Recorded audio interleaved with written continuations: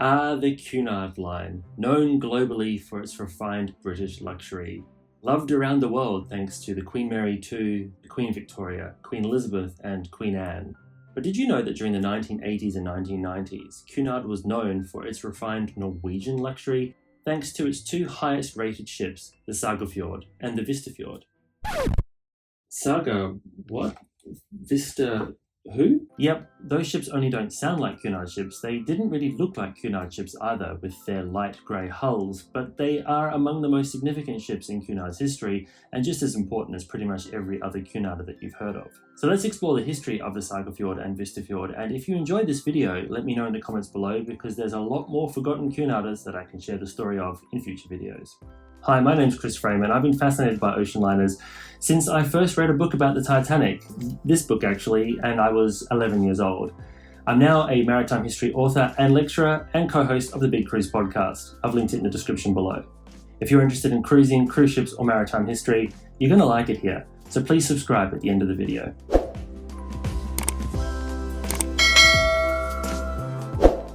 The story of the Sagafjord and Vistafjord starts all the way back in the 1960s when the Norwegian America Line was looking to expand their transatlantic services. Norwegian America Line was established in 1910 to operate transatlantic services between Norway and the United States. By the 1960s, the line was looking to modernize and build off the success of their post-war ocean liners Oslofjord and Bergensfjord, hence the order for Sagafjord. Sagafjord was a 24,500-ton liner built at FCM in France. She entered service with Norwegian America Line in 1965. The ship's design featured a beautifully balanced profile, with a long bow, elegantly moulded superstructure, sculpted single funnel and terraced aft decks. The ship was designed to be the epitome of luxury, so internally she featured an elegant Scandinavian design and she became very popular with passengers. Sagafjord's introduction allowed for the Oslofjord to be retired in 1967, and until the 1970s she served alongside the Bergensfjord. The improvements introduced by Sagafjord led her owners to order another liner, similarly sized Vistafjord. Vistafjord was laid down at the Swan Hunter yards in England and became the last ocean liner to be built on British soil. Vistafjord entered service in 1973 and instantly became as popular as her sister ship, the Sagafjord. The two ships operated for Norwegian America on their line voyages and subsequently were moved into the Norwegian America Cruises brand operating pleasure voyages. But despite their high ratings and fiercely loyal following, the line struggled to make money. So what has this got to do with Cunard? Well, at about the same time as the Vistafjord was being built, Cunard was being acquired by the Trafalgar House Company. Trafalgar House was a British conglomerate that had interests in a variety of different areas, including transportation and travel. If you haven't heard of them, that's okay, because they fell over in the 1990s, but at one point it was actually part of the FTSE 100 index, so it was a pretty influential firm. Trafalgar House's acquisition of Cunard led to a cash injection, allowing for the line to expand.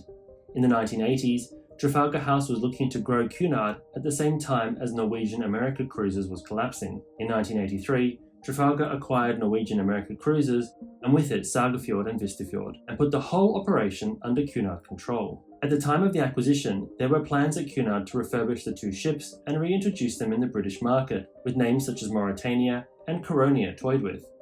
However, the line quickly realised that the unique Norwegian-style onboard experience, coupled with the intense customer loyalty, lent itself to maintaining these two ships in their existing configuration. So the two ships retained their Norwegian American names, as well as their light grey hulls, but their funnels were repainted in the traditional Cunard colours. Both were given a series of refits during their Cunard service lives, but for the most part, the Norwegian experience was maintained on board. They sailed with Norwegian officers, though their port of registry was swapped from Oslo to Nassau, while the onboard experience was refined even further. These Cunard changes led to the two ships being rated 5+ stars by the Berlitz Guide, making them among the highest rated passenger ships in the world. Both ships worked alongside the QE2 as the most recognisable ships in the Cunard fleet. Sagafjord was perhaps slightly more well known than her sister ship Vistafjord because Sagafjord would undertake annual world cruises. These voyages were taken in tandem with the QE2. On one occasion in 1985, Sagafjord met QE2 in Sydney Harbour.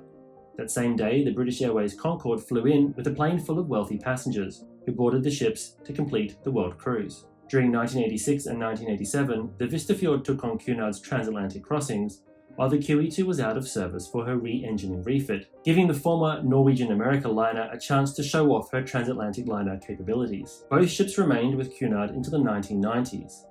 In 1996, Sagafjord was showing her age and required some significant refit work. Cunard's finances were beginning to falter due to a worsening situation at Trafalgar House that led it to being acquired by Caronia. That same year, Sagafjord was chartered for a brief period to Transocean Tours before being sold to Saga Cruises. Vistafjord, on the other hand, remained with Cunard. As a newer ship, the company saw the value in refurbishing her, and during the 1990s, she was given a new glass-clad penthouse suite around her funnel base. In 1998, Cunard was acquired by the Carnival Corporation. In 1999, the Vistafjord was given a significant refit and re-emerged as the Caronia. Caronia had many of her interiors updated to reflect Cunard's British onboard experience. The ship was even given a new bar, called the White Star Bar, in honour of the White Star Line, which merged with Cunard during 1934. As the Caronia, the ship worked alongside QE2 and later Queen Mary II until she too was sold to Saga Cruises, leaving the fleet in 2004.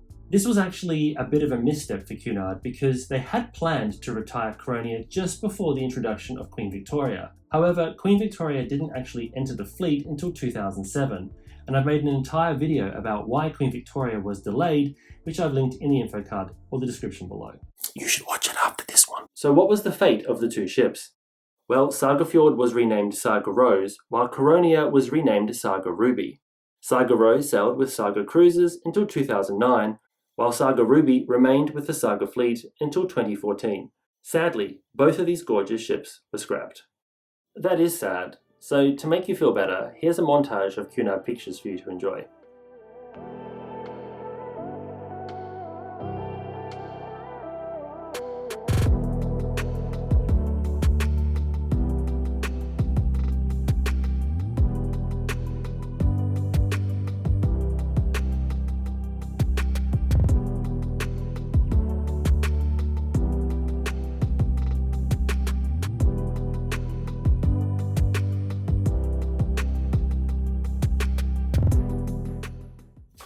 I hope that made you feel better.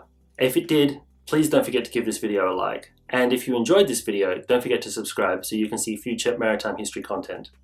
Thanks once again for watching, and until the next time, I hope to see you on board.